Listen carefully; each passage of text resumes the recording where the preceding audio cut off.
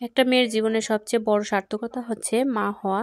মা না হওয়া যে কতটা কষ্টের শুধু তারাই জানে যারা এখন পর্যন্ত মা ডাকটি শোনেনি। একটা মানুষের সন্তান না থাকলে সারা পৃথিবীটাই যেন একদমই মূল্যহীন।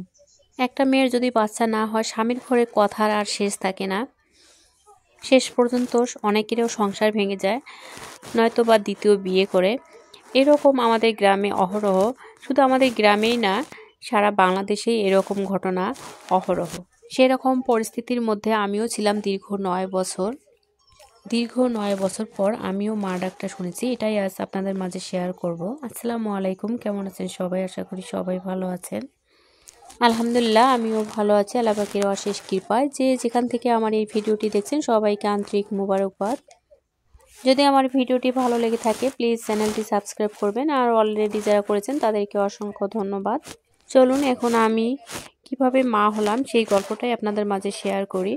দীর্ঘ 9 বছর পর আমি এই মা ডাকটা শুনেছি, আর এর জন্য যে আমাকে কত কথাই না শুনতে হয়েছে। নিজের লোক থেকে শুরু করে পাড়া প্রতিবেশী সবারই কথা কম বেশি আমাকে শুনতে হয়েছে, আর হাজারো প্রশ্নের উত্তর আমাকে দিতে হয়েছে।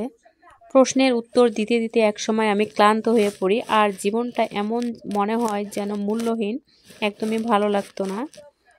সবসময় নিজেকে এতটাই অসহায় মনে হতো। অনেক ডাক্তারকে দেখাইতাম, কিন্তু সবাই একই কথা বলতো, কোনো সমস্যা নেই। আর এই আশায় বসে থাকতাম। আর আমারও একটা দীর্ঘ বিশ্বাস ছিল যে আমার কোনো সমস্যা নেই, আল্লাহ কখনো আমাকে নিরাশ করবে না, খালি হাতে ফিরাবে না, অবশ্যই আমাকে মার ডাক শোনার তৌফিক দান করবেন। বিশেষ করে গ্রামের লোকজন বলতো আর বাচ্চা হবে না, এই 9 বছর হলো বিয়ে হওয়ার এখনো বাচ্চা হয় না, আরো হবে, বয়স হয়ে গেছে, পড়াশোনা শেষ করেছে, আরো বাচ্চা হয়। কত কথা যে আমাকে শুনতে হয়েছে। তবে আল্লাহর প্রতি আমার গভীর বিশ্বাস ছিল যে আমি একদিন মা হবই ইনশাল্লাহ। যেহেতু আমি অনেক ছোটবেলা থেকে নামাজ কোরআন শরীফ পড়তাম, এজন্য আল্লাহর প্রতি এতটাই বিশ্বাস ছিল যে আল্লাহ আমাকে কখনো নিরাশ করবেন না, এই বিশ্বাসেই ছিলাম। তবে মাঝে মাঝে ভীষণ খারাপ লাগতো মানুষের কথা শুনে, মানুষের হাজারো কথা। এই কথাগুলো মাঝে মাঝে আমাকে এতটাই কষ্ট দিত। নীরবে শুধু আল্লাহর কাছে কান্নাকাটি করতাম আর বলতাম যে আল্লাহ, ওষুধের তো কোনো ক্ষমতা নেই, তুমি যদি না দাও। ডাক্তারকে কখনোই বিশ্বাস করতাম না। সবসময় আল্লাহর প্রতি আমার একটা বিশ্বাস ছিল যে আল্লাহ যদি না দেয়, কোনো ডাক্তারের কোনো ক্ষমতা নেই আমাকে মা ডাক শোনানোর। তাই আল্লাহর কাছে সবসময় চাইতাম নামাজে বসে। এটা আমার ছোটবেলার অভ্যাস। কোনো সমস্যায় পড়লে বা মন খারাপ থাকলে আল্লাহর কাছে আমি হাত তুলে কান্নাকাটি করতাম। এই স্বভাবটা আমার এখনও রয়েছে। আল্লাহর কাছে চাওয়া ছাড়া মানুষের কাছে আসলে চাইতে আমার ভালো লাগে না। অনেকে বলতো যে এ ডাক্তার ভালো, এ কবিরাজ ভালো, কিন্তু আমার কেন জানি বিশ্বাস হচ্ছিল না। আমার একটাই বিশ্বাস ছিল যে আল্লাহ যদি না দেয়, ঔষধের তো কোনো ক্ষমতা নেই, ঔষধ তো কখনো মা ডাক শোনাতে পারে না, আল্লাহ যদি হুকুম না করে। এই বিশ্বাসেই আমি সবসময় ছিলাম। সবসময় নামাজে বসে আল্লাহর কাছে চাইতাম।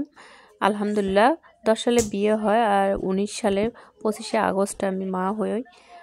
আলহামদুলিল্লাহ, আবারও বলি আলহামদুলিল্লাহ। যে আপুরা সমস্যায় আছেন, মা হতে পারতেছেন না, তারা অবশ্যই নামাজ পড়বেন। আসলে নামাজের বিকল্প কিছুই নেই, ঔষধের কোনো ক্ষমতা নেই। আল্লাহ পাক যদি আপনাকে দয়া না করেন, নামাজ পড়বেন, ইনশাল্লাহ একদিন আপনিও মা হয়ে যাবেন, কোনো সমস্যা নেই। আল্লাহ হলো পরম দয়ালু। নিয়মিত নামাজ পড়েন, ইনশাল্লাহ দেখবেন আপনার মনের আশা আল্লাহ পাক পূরণ করে দিয়েছে। আসলে একটা জিনিস মনে রাখবেন যে ঔষধের কোনো ক্ষমতা নেই, আল্লাহ পাক যদি হুকুম না করেন, আল্লাহ পাক যদি আপনাকে না দেন। নামাজেই পৃথিবীর সকল সমস্যার সমাধান রয়েছে। তাই সবাই নিয়মিত নামাজ পড়বেন, আল্লাহর কাছে কান্নাকাটি করবেন, এবং নিজের সমস্যাগুলোর কথা আল্লাহর কাছেই বলা সবচেয়ে ভালো। মানুষের কাছে বললে শুধু মানুষ দুর্বলতার সুযোগ নিয়ে হাসাহাসি করবে। সবাই ভালো থাকেন, সুস্থ থাকেন, আল্লাহ হাফেজ।